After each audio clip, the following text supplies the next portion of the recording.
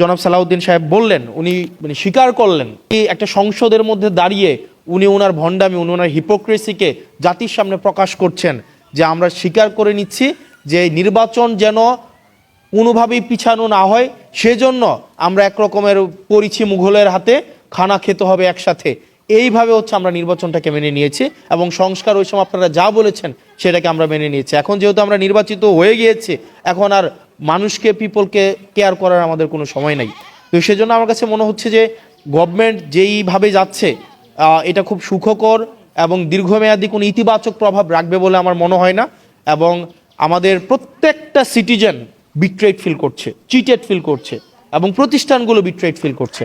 কারণ আপনি বলেছেন এবং নির্বাচন হওয়ার জন্য ওনারা তখন যা বলেছে সেটা মেনে নিয়েছে, মানে যা বলেছে সেটা মেনে নিয়েছে, শুধুমাত্র নির্বাচনটা যেন হয়ে যায়। এবং এটা এক ধরনের দামি স্ট্রংলি করা উচিত, সেটা হচ্ছে ট্যাক্স অটোমেশন অথবা ভ্যাট অটোমেশনের বিষয়টা। আপনি দেখবেন কিছুক্ষণ আগে উনি একটা ডেটা দিয়েছেন, আরজিএসসির একটা হচ্ছে রিসেন্ট একটা রিসার্চ আছে, সেখানে 1,28,00,000 টিআইএনধারী আছে, 1,28,00,000, কিন্তু আয়কর রিটার্ন জমা দিছে 5.5 লাখের মতো, মানে এটা 5%ও না। আবার আমাদের রেজিস্টার্ড বিজনেস প্রতিষ্ঠান আমাদের প্রায় 1 কোটির উপরে আছে, সেখানে দেখা যায় বছরে 5 লাখ 7 লাখ হচ্ছে আয়কর রিটার্ন দেয়। এটা দেওয়ার কারণও আছে, আপনি যখন আয়কর রিটার্নের যেই ধরনের বর্তমানে যে ট্রেডিশনাল পদ্ধতি, এই ট্রেডিশনাল পদ্ধতিতে দেখা যায় আপনার পেপারের কমপ্লায়েন্সের অনেক জটিলতা। এবং কিছুদিন আগে একজন বিজনেসম্যান বলছিলেন এনবিআর যেটা রয়েছে এটা বেসিক্যালি হচ্ছে এখন ন্যাশনাল ব্যুরোক্রেটিক রিপ্রেশনের একটা বলা যায় এনবিআর স্ট্যান্ড ফর। তো দেখা যায় ট্যাক্স ফাইল জমা দেওয়ার ক্ষেত্রে যে ধরনের জটিলতা, এই জটিলতা যদি আমরা অটোমেশন করে দিতে পারি, পেপারলেস করে দিতে পারি, অথবা এনআইডি কার্ডের সাথে যদি আমরা ইন্টিগ্রেটেড করে দিতে পারি, তাহলে এক কার্ডে অল সার্ভিস হচ্ছে আমাদের হয়ে যায়। এবং আন্ডার টেবিল যেই ধরনের কম্প্রোমাইজ আছে বা আন্ডার টেবিল যেই ধরনের নেগোসিয়েশন হয় সেটাও কিন্তু কমে যায় এবং সেটা অলমোস্ট জিরো হয়ে যায়। সেজন্য আমাদের ক্যাশলেস, পেপারলেস এবং এনআইডি ইন্টিগ্রেটেড ট্যাক্স এবং ভ্যাট অটোমেশন, এখন এটা শুধুমাত্র সময়ের দাবি না, এটা অনেক দেশে, আমি যদি ইউরোপিয়ান অনেক দেশে দেখি এটা অলরেডি অনেক বছর ধরে সেটা প্র্যাকটিসে আছে। আপনি ইংল্যান্ডে যান, ইউএসএতে যান, ইউএসএতে যে ট্যাক্স দিচ্ছে একটা মেশিনকে ট্যাক্স দেয়। ইউএসএ দেখা যায় আপনি যখন একটা ট্যাক্স দিবেন, এটা হচ্ছে আপনি একটা স্ট্রিটে বিভিন্ন কর্নার বুথ থাকে, আপনি ওখানে ট্যাক্স দিচ্ছেন, ওখানে কোনো আপনি কে ট্যাক্স নিয়েছে কোনো ব্যক্তিকেও আপনি কখনো দেখবেন না, আপনার ওই মেশিনের সাথে হচ্ছে আপনার হচ্ছে কমিউনিকেশন হচ্ছে। তো সেখানে আন্ডার টেবিল কোনো ধরনের কম্প্রোমাইজ করার কোনো সুযোগ থাকে না। বাংলাদেশে দেখা যায় এই জিনিসটাকে পেপার ইন্টিগ্রেটেড করে রাখা হয় এবং ব্যাপারটাকে খুব জটিল করে রাখা হয়। সেজন্য যারা ব্যবসায়ী আছে তাদের সুবিধার জন্য এবং আমরা বেশি করে ট্যাক্স এবং ভ্যাট সংগ্রহ করার জন্য আমাদের বর্তমানে ট্যাক্স এবং ভ্যাট অটোমেশনের কোনো বিকল্প নাই। আর দ্বিতীয় যে বিষয়টা, বর্তমানে আমাদের যেই সংকট, আমরা কিছুদিন আগে যেই জাতীয় সংকটের মধ্য দিয়ে গিয়েছে, সেটা হচ্ছে আমাদের ফুয়েল ক্রাইসিস, একই সাথে সাথে আমাদের এনার্জি ক্রাইসিস। এই ফুয়েল এবং এনার্জি ক্রাইসিস এখন দেখা যায় লম্বা লাইন কমে গিয়েছে, এখন লম্বা লাইন নাই। তবে এটা থেকে আশাবাদী হওয়ার কোনো কারণ নাই, কারণ আমাদের ফুয়েল ডিপেন্ডেন্সিটা যদি আমরা দেখি, আমাদের ফুয়েল ডিপেন্ডেন্সিটা ইম্পোর্ট বেসড এবং আমাদের দেখা যায় গ্যাস থেকে আমরা হচ্ছে 43% হচ্ছে আমরা ফুয়েল পাই, এনার্জি পাই, আমরা গ্যাস থেকে সেটা 43% পাই। এবং গ্যাসের যেই বেশিরভাগ আমাদের এলএনজি কিন্তু হয় কাতার থেকে। এখন এই কাতারের এলএনজি আমাদের প্রত্যেক দিন প্রায় 4,000 MFCFD হচ্ছে আমাদের গ্যাস লাগে প্রত্যেক দিন, 4,000 million meter cubic foot per day.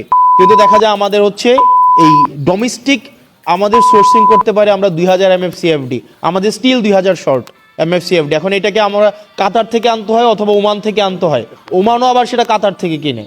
এখন দেখেন আমরা এই যে হেভিলি একটা ইম্পোর্ট ডিপেন্ডেন্ট একটা হচ্ছে আমরা ফুয়েলে গিয়ে আমাদের এনার্জি আমাদের সোর্স করতে হয়। এরপর দেখেন আমাদের প্রায় 21% আমাদের হচ্ছে এনার্জি আমরা সোর্স করি হচ্ছে আপনার ইয়া থেকে, আপনার এইচএফও থেকে, মানে হেভি ফুয়েল অয়েল যেই জায়গা থেকে আমাদের করতে হয়, আমাদের ডিজেল থেকে করতে হয়।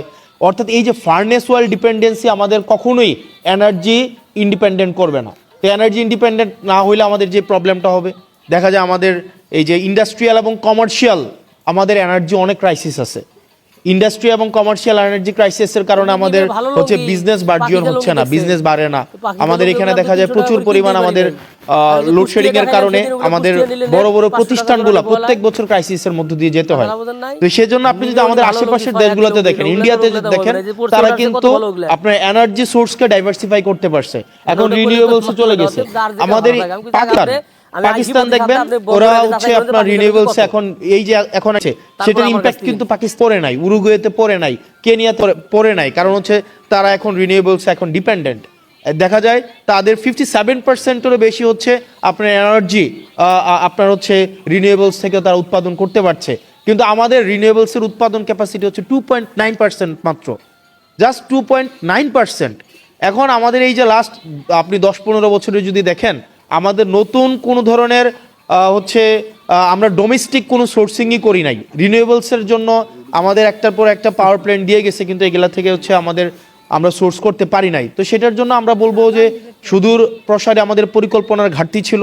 আমাদের দিন শেষে আমাদের যেই ইম্পোর্ট বেস যেই আমাদের এনার্জি সোর্সিং করার যে পদ্ধতি বা আমাদের যেই প্রক্রিয়া ডিপেন্ডেন্সি, সেটা থেকে আমাদের বের হয়ে আসতে হবে এবং আমাদের দিন শেষে রিনিউয়েবলসে আমাদের যাইতে হবে। আমরা যদি রিনিউয়েবলসে না যাই, আমাদের যে পরিমাণ প্রত্যেক দিন আমাদের এই পিক টাইমে আমাদের 15 গিগাওয়াট বা 15,000-16,000 আমাদের গিগাওয়াট হচ্ছে আমাদের ডিমান্ড, পিক ডিমান্ড। এটা হয়তো উইন্টারে সেটা ফল করে 7-8 গিগাওয়াটে আসে, কিন্তু আমাদের দেখা যায় এইটাও হচ্ছে আমরা নিজেরা হচ্ছে সোর্স করতে পারবো না।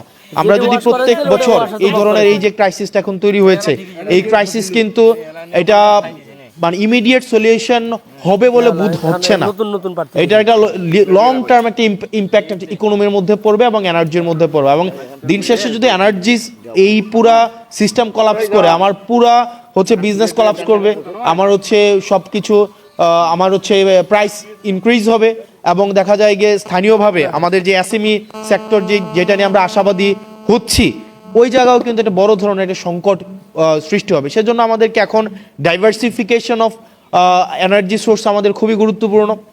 আমাদেরকে সিসমিক হচ্ছে সার্ভের মধ্য দিয়ে আমাদের অফশোরে অনশোরে হচ্ছে আমাদের হচ্ছে আমাদের গ্যাসের যেই সংকট, আমরা প্রত্যেক দিন গ্যাসের সংকট সমাধানে আমাদের সিসমিক সার্ভে করা গুরুত্বপূর্ণ। মায়ানমার সেই জায়গায় সফল হয়েছে, ইট সেই জায়গায় সফল হয়েছে।